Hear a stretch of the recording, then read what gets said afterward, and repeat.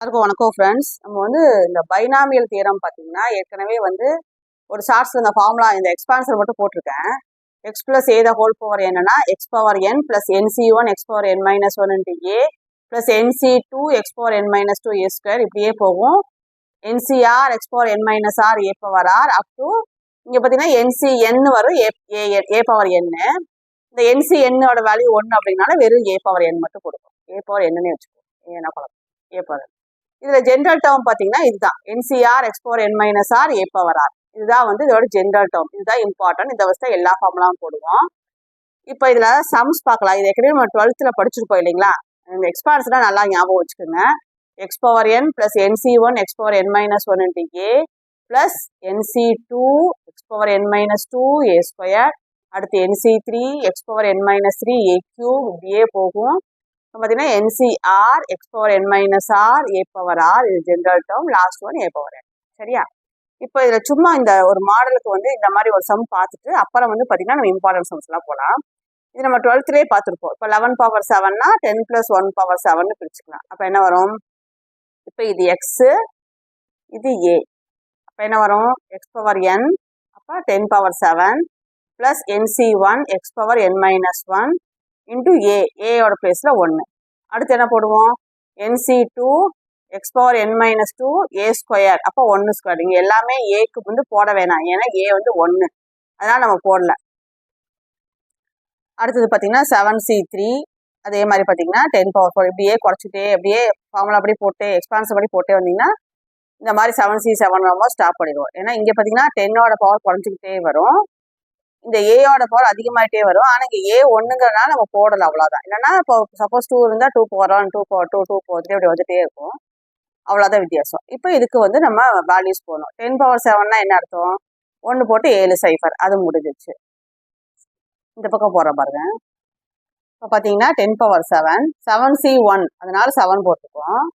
7C2 அதனால 21. இங்கே போட்டுக்க பாருங்க. 7C2னா என்ன அர்த்தம்னா 7 × 6, 2னா இந்த இதுக்கு முன்னாடி 2 நம்பர் எழுதணும் அர்த்தம். அப்போ 7 × 6/2 × 1 இது கேன்சல் பண்ணிக்கலாம், அவ்வளோதான். அப்போ 7 3s are 21. நம்ம 7C3னா என்ன போடணும்னா 7 × 3 நம்பர்ஸ் முன்னாடி வரணும் அர்த்தம். அப்போ 7 × 6 × 5/3 என்ன வரும்? 3 × 2 × 1. 7C5னா என்ன பண்ணலாம்னா இது ரெண்டையும் மைனஸ் பண்ண முடிஞ்சா மைனஸ் பண்ணிக்கலாம். அப்போ 7C2 ஆயிரும். இப்போ 7C2க்கு என்ன வேல்யூ வந்துச்சோ அதே தான் இங்கே வரும், அதை இங்கே போட்டு. அதே மாதிரி 7C6னால அப்படி ரெண்டும் மைனஸ் பண்ண முடியுது. அப்போ 7C1, அப்போ 7 அது 7C7 இது ரெண்டு ஈக்குவலாக இருந்தாலே ஆன்சர் 1 போடலாம். ரெண்டு ஈக்குவலாக இருந்தாலே ஆன்சர் 1, அதான் 1 போட்டுக்கோ. இப்போ இது எல்லாத்தையும் வந்து நம்ம கால்குலேஷன் பண்ணால் இந்த ஆன்சர் வருதான்னு செக் பண்ணிக்கலாம், அவ்வளோதான். இது வந்து சும்மா ஒரு எக்ஸ்பான்ஷன் எப்படி பண்ணுறதுங்கிறதுக்கு ஒரு எக்ஸாம்பிள். அடுத்தது மிடில் டேர்ம் பார்க்கலாம். அடுத்தது பாருங்க, ரொம்ப ரொம்ப ரொம்ப ரொம்ப இம்பார்ட்டன்ட் மிடில் டேர்ம் கேட்குறாங்க. இந்த மிடில் டேர்ம் கேட்கறதுக்கு ஃபர்ஸ்ட் நம்ம என்ன பண்ணோம்னா, நம்ம ஏற்கனவே பார்த்துருக்கோம் இந்த எக்ஸ்பான்ஷன்ல வந்து நம்பர் ஆஃப் டேர்ம்ஸ் வந்து n+1 டேர்ம்ஸ்னு பார்த்துருக்கோம் ரூல்ஸ்ல. அப்போ n+1 டேர்ம்ஸ்னா இங்கே என்னங்கிறது 15, அப்போ 15 + 1 டேர்ம்ஸ் இருக்கு, அப்போ 16 டேர்ம்ஸ் இருக்கு. இதைத்தான் கன்சிடர் பண்ணணும், சரிங்களா? இதை பார்க்கக்கூடாது. இது வந்து நம்பர் ஆஃப் டேர்ம்ஸ் n+1 இந்த எக்ஸ்பான்ஷன் கொடுத்துருக்க பைனாமியல் எக்ஸ்பான்ஷன்ல எவ்வளோ டேர்ம்ஸ் இருக்கும் அப்படின்னா n+1 டேர்ம்ஸ் இருக்கும். அப்போ என்னங்கிறது இங்கே 15, அப்போ 15 + 1 டேர்ம்ஸ் இருக்கு, அப்போ 16 டேர்ம்ஸ் இருக்கு. இதை வச்சு தான் நீ போகணும். 16ங்கிறது என்ன நம்பர்? ஈவன். அப்போ வந்து எப்படி போகணும்னா n/2, n/2 + 1. ஈவனாக இருந்ததுன்னா 2 மிடில் டேர்ம் வரும். ஈவனாக இருந்ததுன்னா 2 மிடில் டேர்ம் வரும். So n/2, n/2 + 1. அப்போ என்ன வரும்? 16/2, 16/2 + 1. அப்போ 8th and 9th டேர்ம் நம்ம கண்டுபிடிக்கணும். இப்படி தான் போகணும். கொடுத்துருக்கிறதுல வந்து எக்ஸ்பான்ஷன்ல n+1 டேர்ம்ஸ் இருக்கும். அப்போ 15 + 1 16 டேர்ம்ஸ் ஈவன். ஸோ ஈவன்னா 2 மிடில் டேர்ம் வரும், சரிங்களா? இப்போ T8 கண்டுபிடிங்க. இப்போ T8னா என்ன பண்ணலாம்? T7 + 1 இப்படி தான் பிரிப்போம். இப்போ T7 + 1 = ஃபார்முலா என்ன? NCR x power n minus r a power r. அப்போ n வந்து 15, n வந்து 15,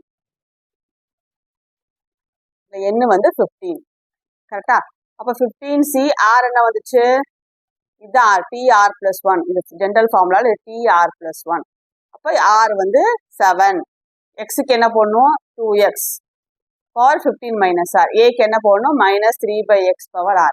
பொறுமையாக பாருங்க, நல்லா புரிதான்னு பாருங்க. U வச்சு போட்டாலும் சரி, T வச்சு போட்டாலும் சரி, இது உங்கள் சௌரியம். டீனா நம்ம வந்து நம்ம 10th எல்லாம் போடும்போது ஈஸியாக இருக்கும். ஏபிஜிபிக்கெல்லாம் டீ வச்சு யூஸ் பண்ணிப்போனால டீ வச்சு நான் மாற்றிக்கிட்டேன். யூஆர் டீன்னு போட்டுக்கிட்டேன். TR+1 தான் ஜென்ரல் ஃபார்முலா. இதுதான் NCR எக்ஸ்போர் N minus r a power R. என்னங்கிறது இது, எக்ஸுங்கிறது இது, ஏங்கிறது இது. அவ்வளோதான், வேற ஒன்றுமே பண்ணலங்க, சப்ஸ்டியூட் தான் பண்ணிட்டோம். அடுத்தது இந்த ஆறு வந்து இந்த 7+1 பிடிச்சோம்ல, அப்போ 6 தெரிஞ்சிச்சு 7 போட்டுக்குங்க. போட்டுட்டா அதுக்கப்புறம் நம்ம வந்து சிம்பிளிஃபை தான் பண்ணோம். இங்கே பார்த்தீங்கன்னா இந்த எக்ஸ் பவர் 7 இருக்கு இல்லையா, அதை வந்து மேலே கொண்டு போயிட்டு அப்புறம் எக்ஸ் பவர் -7 ஆயிடுச்சு. இந்த -3க்கு முன்னாடி போட்டுக்கிட்டேன். அப்போ இது வந்து இந்த 8ஐயும் -7ஐயும் கமெண்ட் பண்ணிட்டா 8 - 7 1 ஆயிரும். பேலன்ஸில் அப்படியே தான் வேறு எதுவுமே பண்ண. ஆப்ஷனுக்கு தகுந்த மாதிரி ஆப்ஷனில் சப்போஸ் மல்டிப்ளை பண்ணியிருந்தாங்கன்னா பண்ணிக்கலாம், இல்லைன்னா இப்படியே விட்டாங்க.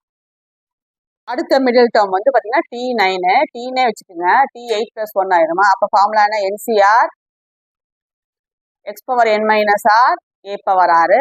என் வந்து 15. அப்போ 15C ஆர் வந்து 8. அதான் இங்கே போட்டிருக்கேன். எக்ஸ் வந்து 2x என் மைனஸ் ஆர். ஸோ 15 - 8 வந்து 7 ஆயிடுச்சு. ஏ பவர் ஆர். ஒரு கால்குலேஷன் தாங்க, கால்குலேஷன் போட்டுக்குவீங்கல்ல. இங்கே பார்த்தீங்கன்னா இந்த -3க்கு முன்னாடி -3க்கு இதில் போட்டிருக்கேன், இல்லை முன்னாடி போட்டாலும் சரி. இந்த எக்ஸ் மேலே -8 ஆயிடுச்சு. இது ரெண்டையும் கம்பைன் பண்ணால் 1/x. இது வந்து ஈவனுக்கு. சப்போஸ் இதே இது ஆடா வந்துருச்சுங்க, அப்போ என்ன பண்ணுவீங்க? ஆடா வந்துருச்சுன்னா நம்ம போடும்போது n+1/2 ஒரே ஒரு இதாக வரும், ஒரே ஒரு டேர்ம் தான் வரும். இந்த ஃபார்முலா வச்சு போட்டுங்க. n+1/2 வச்சு கண்டுபிடிச்சிக்கோங்க. அப்போ ஒரே ஒரு மிடில் டேர்ம் தான் வரும். அதுக்கு வேணா நான் அப்புறமா சம் கொடுக்குறேன், போட்டு பாருங்க. அடுத்த சம் பார்த்தீங்கன்னா find the coefficient of x power 32ன்னு கொடுத்து ஒரு எக்ஸ்பான்ஷன் கொடுத்துருக்கான். Find the coefficient of. இப்போ கோஎஃபிஷியன்ட் ஆஃப் எக்ஸ் பவர் 32 கண்டுபிடிக்கணும். இப்போ நம்ம என்ன பண்ணுவோம்? இது எல்லாமே டி வச்சு எழுதிக்குவோம். ஃபார்முலா என்ன? NCR X power N minus r a power R. இப்போ என் வந்து 15 போட்டிருக்கோம், கரெக்டா? 15CR எக்ஸ் பவர் என் மைனஸ் ஆர், ஏன்னா ஆர் தெரியாது, ஏ பவர் ஆர். இப்போ -1/x பவர் ஆர். சரிங்களா? இப்போ என்ன பண்ணலாம்? இது இன்டூ பண்ணலாம். 16 - 4 ஆயிடுச்சு. இங்கே -1 பவர் ஆர், இது மேலே கொடுக்குங்க -3R ஆயிடுச்சு. கரெக்டுங்களா? அடுத்த ஸ்டெப் போகலாமா? இங்கே பார்த்தீங்கன்னா அதே மாதிரி இதே ஒரு நேரம் கம்பைன் பண்ணிட்டேன். இப்போ -3R -4R -7 ஆயிடும். இப்போ இதோட கோஎஃபிஷியன்ட் என்ன கொடுத்துருக்கா? 32. அப்போ 16 - 7R = 32. இது போகிறதுக்கு முன்னாடி எக்ஸில் எதுவும் பிட் இல்லையான்னு செக் பண்ணிக்கோங்க. ஏன்னா எக்ஸெல்ல கம்பைன் பண்ணாதான் =32 வைக்க முடியும். அதனால எக்ஸெல்ல கம்பைன் பண்ணிட்டோமா நல்லா செக் பண்ணிட்டு அப்புறமா இந்த பவருக்கு ஈக்குவல் பண்ணிட்டு ஆரை கண்டுபிடிச்சிக்கணும். இந்த பவருக்கு ஈக்குவல் பண்ணிட்டு ஆரை கண்டுபிடிச்சோம்னா R = 4 வந்துடுச்சு. அவ்வளோதாங்க. இந்த தூக்கி திரும்ப போய் இதில் போட்டுற வேண்டியதான். அப்போ என்ன வரும்? 15CR -1 பவர் 4 எக்ஸ் பவர் இங்கே எதை போட்டால் அதே தானே வரும், 32 தான் வரும். கரெக்டாக போட்டிருக்கோம். ஸோ 15C4 தான், ஏன்னா இது வந்து even, so positive number. So 15C4 தான் ஆன்சர். இப்போ coefficient of x power 32 is 15C4. 15C4. இந்த ரெண்டு பார்த்தீங்கன்னா ஆக்சுவலாக வந்து சம்மு தான். ஆனால் வந்து இது எப்படி வந்துச்சு ஏது வந்துச்சு நீங்கள் போட்டு எக்ஸாமில் போட்டு கண்டுபிடிச்சி டைம் வேஸ்ட் பண்ண முடியாது. அதனால வந்து இப்படியே பைனாமியல் நீங்கள் அப்படியே பார்க்கும்போது அப்படியே கண்ணில் பார்த்துட்டே இருந்தீங்கன்னா நம்மளுக்கு வந்து அந்த 4 ஆப்ஷனில் எது செலக்ட் பண்ணுறது ஈஸியாயிரும். சில ப்ரூஃப் எல்லாம் பார்த்தீங்கன்னா நீங்கள் ஞாபகம் வச்சு இங்கே ஆப்ஷன் செலக்ட் பண்ணுறது தான் உங்கள் டைம் சேவ் ஆகும். ஏன்னா 150 கொஸ்டின் பார்த்தீங்கன்னா கிட்டத்தட்ட வந்து கொடுக்குற டைம் நம்ம பத்தவே பத்தாது. எல்லாத்தையும் போட்டு பார்க்க முடியாது. சில இதெல்லாம் பார்த்தீங்கன்னா நார்மலாக வர்ற தியரியோட ஆன்சர்லாம் பார்த்தீங்கன்னா முடிஞ்ச அளவுக்கு வந்து நீங்கள் பார்த்தோன்னே ஐடென்டிஃபை பண்ணுற மாதிரி ஏதாவது ஒரு ட்ரிக் வச்சு கண்டுபிடிச்சிக்கோங்க. இந்த சமுக்கு பாருங்க 1 + x பவர் 2n இதோட மிடில் டேர்ம் எப்படி வருதுன்னு பாருங்க. 1 × 3 × 5 × 7 2n - 1/n factorial 2 power n x power n கொடுத்துருக்கா. இதே இங்கே x - 1/x வர சமுக்கு இதே தான் வருது. இங்கே 2 power n x power n பதிலாக இங்கே -2 பவர் n வருது. இந்த மாதிரி ஏதாவது ஒரு க்ளூ வச்சு ஞாபகம் வச்சுக்கோங்க. அப்படியே பார்க்கும்போதெல்லாம் புரட்டி பார்க்கும்போது அப்படியே பார்த்துட்டே இருந்தீங்கன்னா உங்களுக்கு இது வந்து ஞாபகம். அடுத்தது இந்த இம்பார்ட்டன்ட் ரிசல்ட் ஞாபகம் வச்சுக்கோங்க. இதை வச்சு நம்ம சம்ஸ் போடுவோம். 1 - x பவர் -1னா 1 + x + x² + x³ எக்ஸெட்ரா. அதே மாதிரி இங்கே -2 வந்துச்சுன்னா 1 + 2x + 3x² + 4x³ அப்படி வரும். இதெல்லாம் ஞாபகம் வச்சுக்கோங்க, எழுதி பாருங்க. அதே இது இங்கேயும் மைனஸ் இங்கேயும் -3 வந்துச்சுன்னா 1 + 3x + 3 × 4/2 × x² + 4 × 5/2 × x³ இப்படி போகும். இந்த ரிசல்ட் எல்லாம் ஞாபகம் வச்சுக்கோங்க. இதை வச்சு நம்ம சம்ஸ் போடுவோம். அதே மாதிரி பாருங்க ஜென்ரல் ஃபார்முலா. இங்க -x இங்க -n வந்தா 1 + nx + n × n + 1/2x² + n × n + 1 n + 2/3 factorial x³ இப்படி போயிட்டே இருக்கு. இங்க ஃபேக்டோரியல் போட்டுக்கணும் குழப்பச்சுனா. அடுத்தது இங்க ½ வந்ததுன்னா 1 + ½ x + 1 × 3/2 × 4x² + 1 × 3 × 5/2 × 4 × 6x³ இப்படி வருது. இது எல்லாமே வந்து ஒவ்வொரு நாளைக்கு 2 வந்து யோசிச்சு அந்த எக்ஸ்பான்ஷன் எப்படி வருதுன்னு பார்த்து வச்சுக்கோங்க. இது ரெண்டு ரொம்ப ரொம்ப இம்பார்ட்டன்ட். இது ரெண்டும் தான் ரொம்ப ரொம்ப இம்பார்ட்டன்ட். இங்கேயும் மைனஸ் இங்கேயும் மைனஸ் எல்லாமே ப்ளஸ்ல தான் வரும். இப்போ 1 + p/1 factorial x/q + p × p + q/2 factorial x/q the whole square + p × p + q × p + 2q/3 factorial x/q the whole cube. இந்த ஒரு ஃபார்முலா நல்லா தெளிவாக படிச்சுக்கோங்க. இதுக்கு சைன் வர மாதிரி நம்ம அங்கங்கே மாற்றிக்கலாம். அட்லீஸ்ட் இது வரைக்குமா தெளிவாக படிச்சு வச்சுக்கோங்க. அப்புறம் வேணும்னா அப்புறம் நம்ம ஆட் பண்ணிக்கலாம். இந்த சைடு 3 இந்த சைடு 3 மொத்தம் 6 எக்ஸ்பான்ஸ் தான் ஞாபகம் வச்சுக்கோங்க. இதை அப்படியே நோட் பண்ணிக்கிங்க. இந்த 6 எக்ஸ்பான்ஸரையும். இந்த சம்ஸ் நிறைய இருக்கு. நான் வந்து அடுத்த வீடியோவில் அப்லோட் பண்றேன். எல்லாமே கிளியரா பார்த்து வச்சுக்கோங்க. அதாவது நம்ம 80+ வாங்குறது பெரிய விஷயம் இல்லைங்க. இந்த 90 அபோவ் அதாவது 100 டச் பண்றோம்ல அப்பதான் நம்மளுக்கு கேரண்டி ஆகும். அதனால அதுக்கு தவிர இந்த கடைசி 20 நாள் தான் ரொம்ப இம்பார்ட்டன்ட். அதனால அது கரெக்டா வாங்கணும்னா இது எல்லாத்தையுமே வந்து கிளியரா இப்பவே படிக்க ஆரம்பிச்சிருக்கணும். நான் ஒரு சம் பார்த்துக்கலாங்க. Find the term independent of x இந்த எக்ஸ்பான்சர் அப்படின்னு கேட்டிருக்காங்க. இந்த கொஸ்டின் கொடுத்துருக்காங்க. இண்டிபெண்டன்ட் அப்படிங்கிறது வந்தாவே நம்ம வந்து அந்த எக்ஸோட பவர் வருது இல்லையா, அதை வந்து ஈக்குவல் டு 0 வச்சுக்கணும். அதாவது கோஎஃபிஷியன்ட் கொடுத்தாங்கன்னா அந்த கோஎஃபிஷியன்ட் ஈக்குவல் பண்ணுறீங்க. இண்டிபெண்டன்ட் கொடுத்தாங்கன்னா ஈக்குவல் டு அந்த எக்ஸோட பவர் எக்ஸ் எல்லாம் சிம்பிளிஃபை பண்ணி எக்ஸுக்கு பவர் வருது இல்லையா, அதை வந்து 0 வைக்கணும். அவ்வளோதான் வித்தியாசம். இப்போ எப்பவும் போல NCR x⁻n−r a⁻r எழுதிக்கிங்க. n வந்து இங்கே எவ்வளவு 20. சரிங்களா? கொஸ்டின் புரியுதா பாருங்க. 2x பவர் ரவுண்டு வேற போட்டா புரியுதான்னு பார்த்துக்கோங்க. 3x power -1/3 power 20. சரிங்களா?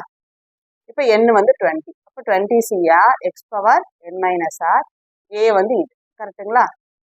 இப்போ பொறுமையா பண்ணுங்க. இந்த மைனஸ் தூக்கி நான் முன்னாடி போட்டேன்.